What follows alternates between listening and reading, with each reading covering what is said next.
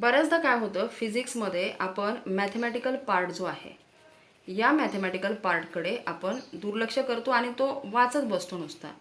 तर कालही मी सांगितलं की आपण डेरिव्हेटिव्ज हे लिहिलेले पाहिजेत आणि आज पण आपण इथे how to study the mathematical part in physics हे आपण शिकणार आहोत. तर सगळ्यात महत्त्वाचा भाग जो आहे इथे तर सेल्फ स्टडी हा खूप महत्त्वाचा भाग आहे. जर तुम्ही सेल्फ स्टडी व्यवस्थितपणे केला तर तुम्हाला कुठल्याही प्रकारची अडचण येणार नाही हे या ठिकाणी लक्षात घ्यायचं आहे. आता इथे सगळ्यात महत्त्वाची गोष्ट जी आहे इथे आपण आज 2 एक्झाम्पल्स जे आपल्या पेज नंबर 6 वरती दिलेले आहेत ते 2 एक्झाम्पल्स आपण स्टडी करणार आहोत. आता हे जे 2 एक्झाम्पल्स आहेत याचे कन्क्लुजन्स खूप महत्त्वाचे आहेत. तर जे कन्क्लुजन्स आहेत ते महत्त्वाचे आहेत ते लक्षात घ्या. So first conclusion is that about gravity. Okay, I am not telling you what is the conclusion. First conclusion is gravity and second conclusion is if the force of friction or the frictional force, if it is zero, then what happens to two objects in space. म्हणजे जर frictional force zero असेल तर काय होणार आहे असे आपल्याला 2 conclusions इथे काढायचे आहेत. मी तुम्हाला सांगणार नाही आहे, आपण नंतर त्याचं उत्तर तुमच्याकडूनच घेणार आहोत. ठीक आहे. So what is the force of gravity between two objects? You remember this point. And the frictional force is zero. If the frictional force is zero, we are assuming this thing. आपण हे assume करणार आहोत की frictional force काय आहे, zero आहे. म्हणजे फिजिक्समध्ये बऱ्याचदा काही गोष्टी आपल्याला अज्युम करायच्या असतात आणि मग या अज्युम करायच्या गोष्टीमध्ये आपण हे अज्युम केलं आहे की फ्रिक्शनल फोर्स जो आहे तो झिरो आहे. मग आता मॅथमॅटिकल पार्टमध्ये आपल्या पुस्तकामध्ये जे एक्झाम्पल दिलेलं आहे एक्झाम्पल 1, तर समजून घ्या. एक्झाम्पल खूप महत्त्वाचं एक्झाम्पल आहे कारण ह्याच्यामधून हे 2 कन्क्लुजन्स आपल्याला काढायचे आहेत. तर पहिलं एक्झाम्पल जे आहे ते महेंद्रा अँड विराट, तेच एक्झाम्पल पुढं एक्सटेंड केलेलं आहे. आता हे एक्झाम्पलमध्ये आपल्याला हे सांगितलेलं आहे की Mahendra and Virat are sitting at a distance of 1 metre. Means suppose this is Mahendra, this is Virat and they are sitting at a distance of 1 metre.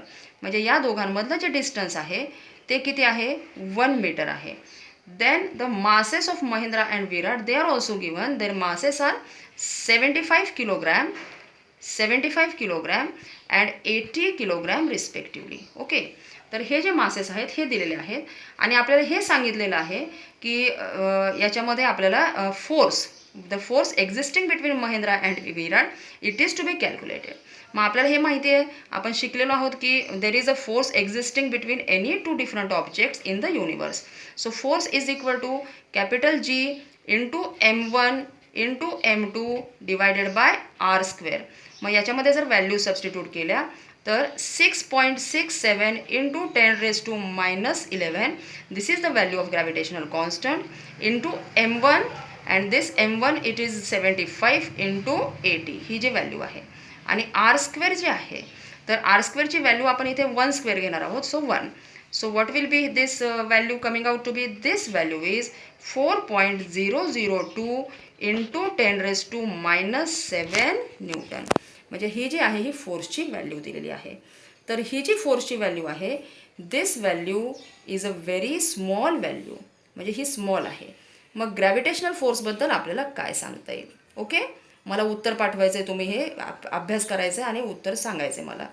काय येईल याचं उत्तर, तर gravitational force is a very weak force. आता स्कूल नसल्यामुळे मला सांगावं लागेल याचं उत्तर की gravitational force is a very weak force. तर हे लक्षात घ्यायचं आहे, it is a weak force. हे झालं फर्स्ट कन्क्लुजन. आता सेकंड पार्ट याच्यामध्ये आपण जो शिकणार आहोत तो सेकंड पार्ट असा आहे की if the force of friction is zero. म्हणजे महेंद्रा आणि विराट हे ज्या बेंचवर बसलेले आहेत, so they are sitting on a bench and the bench and the force between Mahindra and Virat it is zero. That is the bench it is frictionless bench. म्हणजे या ठिकाणी फ्रिक्शनलेस ॲटमॉस्फिअर आहे हे या ठिकाणी लक्षात घ्यायचं आहे. Then will Mahindra move towards Virat or opposite will happen, reverse will happen, Virat will move towards Mahindra. So what will be the answer over here? Your answer will be yes. म्हणजे हे होणार आहे महेंद्रा विराटकडे किंवा विराट महेंद्राकडे, they will be moving towards each other in such a situation. Actually such a situation does not exist, but we have just assumed it for theoretical purpose. म्हणजे theory म्हणून आपण ते अज्युम केलेलं आहे. मग आता इथे आपण जर लक्षात घेतलं तर व्हॉट विल बी द इथं तुम्हाला काय विचारलेलं आहे महेंद्र आणि विराटच्या बाबतीत, की whether they will move towards each other. आणि जर ते मूव्ह झाले तर what will be the acceleration or acceleration with which they will be Mahindra will be moving towards Virat, and what will be the velocity with which Mahindra will be moving towards Virat. या दोन गोष्टी आपल्याला काढायच्या आहेत. मग आता इथे आपल्याला न्यूटन्सचे सेकंड लॉ जो आहे त्याचं जे मॅथमॅटिकल इक्वेशन आहे ते force is equal to mass into acceleration. मग आता इथे आपण जर हे घेतलं तर आपण फोर्स कॅल्क्युलेट केलेला आहे. पहा इथे दिस इज द ग्रॅव्हिटेशनल फोर्स, तो घेणार आहोत. आणि महेंद्राचं जे मास आहे 75 ते आपण घेणार आहोत. म्हणजे काय येईल या ठिकाणी, की आपण आपल्याला ॲक्सलरेशन काढायचं आहे म्हणून आपण याला थोडंसं चेंज करूया त्या इक्वेशनला. Acceleration is equal to force upon mass. म्हणजे काय येईल इथे, therefore acceleration is equal to 4.002 into 10⁻⁻7 newton. हे लिहिलं नाही तरी चालेल आता, हे न्यूटन 10⁻⁻7 डिवायडेड बाय काय येईल या ठिकाणी, mass of Mahindra is 75. So what is this quantity, this quantity is coming out to be 5.34 into 10⁻⁹ meter per second square. Okay, so this is the acceleration, and this acceleration is 5.34 into 10⁻⁹ meter per second square. तर हे जे आहे ते acceleration, it is also a very small acceleration. हे सुद्धा खूप लहान आहे, हे या ठिकाणी लक्षात घ्यायचं आहे. Force is also a weak force, हे सुद्धा लक्षात घ्यायचं आहे. अँड थर्ड पार्ट जो तुम्हाला विचारलेला आहे त्या थर्ड पार्टमध्ये तुम्हाला हे विचारलेलं आहे, what will be the velocity with which Mahindra will be moving towards Virat. आणि मग इथे आपण काय यूज केलेलं आहे, V is equal to U plus AT. This is the kinematic equation which is to be used here, and this is the first equation of motion. Okay, हे कुठलं equation आहे, फर्स्ट इक्वेशन आहे. आणि मग इथे आपल्याला माहिती आहे velocity of Mahindra is 0 initially, and therefore V is equal to U is 0. Acceleration किती आहे, 5.34 इंटू 10⁻⁹. आणि देअरफॉर आणि जो टाईम आहे हे किती वेळामध्ये विचारलेला आहे, टाईम आपल्याला इथे 1 सेकंड असं प्रॉब्लेममध्ये आपल्याला दिलेलं आहे. म्हणजे V is equal to 5.34 into 10⁻⁹ metre per second square. म्हणजे ही जी वेलॉसिटी आहे हे पण लक्षात घ्यायचं आहे, the velocity with which Mahindra will be moving towards Virat it is also small. म्हणजे अशा 3 गोष्टी आहेत पहा. Gravitational force is weak force, ही पहिली गोष्ट. त्याच्यानंतर दुसरी गोष्ट जी आहे, if the force of friction is 0, then the acceleration with which Mahindra will be moving towards Virat is 5.34 into 10⁻⁹ meter per second square. It is small. म्हणजे हे सुद्धा लहान आहे वीक फोर्स असल्यामुळे, फोर्स वीक आहे म्हणून ॲक्सलरेशन स्मॉल आहे. आणि वेलॉसिटीसुद्धा काय आहे, कमी आहे, खूप स्मॉल आहे. म्हणजे हे सगळं हे जे पेज आहे हे कसं रिप्रेझेंट केलेलं आहे हे लक्षात घ्या. म्हणजे ज्यावेळेस तुम्ही अभ्यासाला बसणार त्यावेळेस अशा पद्धतीने तुम्ही अभ्यास करायचा आहे. ॲक्च्युली जर आपण मुलांना वर्गामध्ये म्हटलं ना, पाटी पेन्सिल घेऊन बसत जा अभ्यासाला, मी MSc ला होते तरी पण मी पाटी पेन्सिल वापरायचे, तर मुलं हसतात.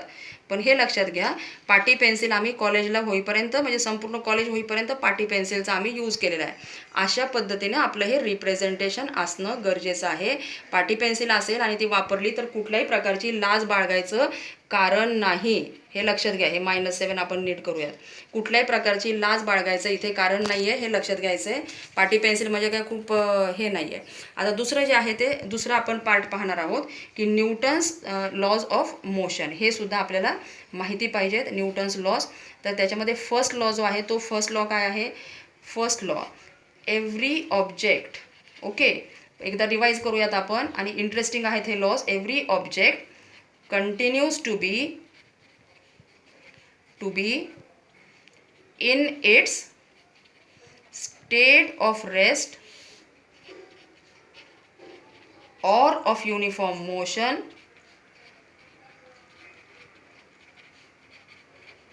unless it is acted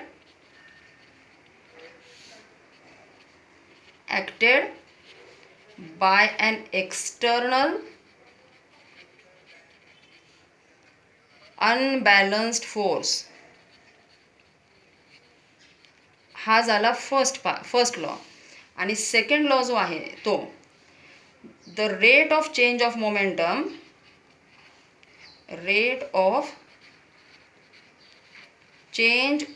momentum is directly proportional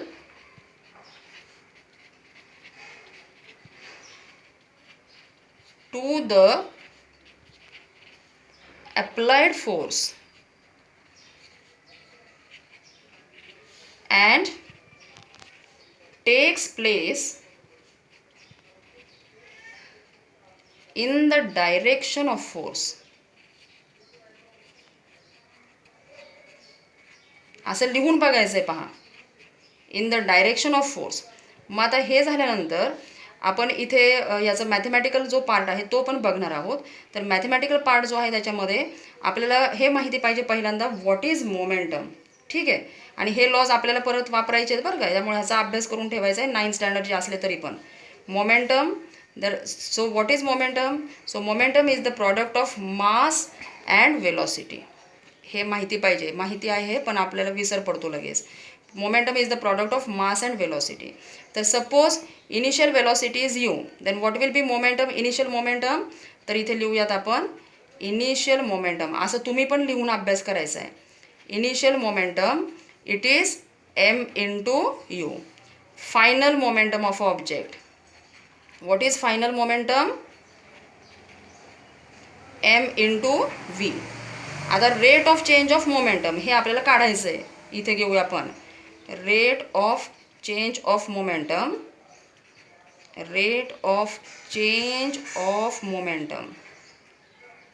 What is it, rate of change of momentum? Let us represent it as P is equal to final momentum minus initial momentum.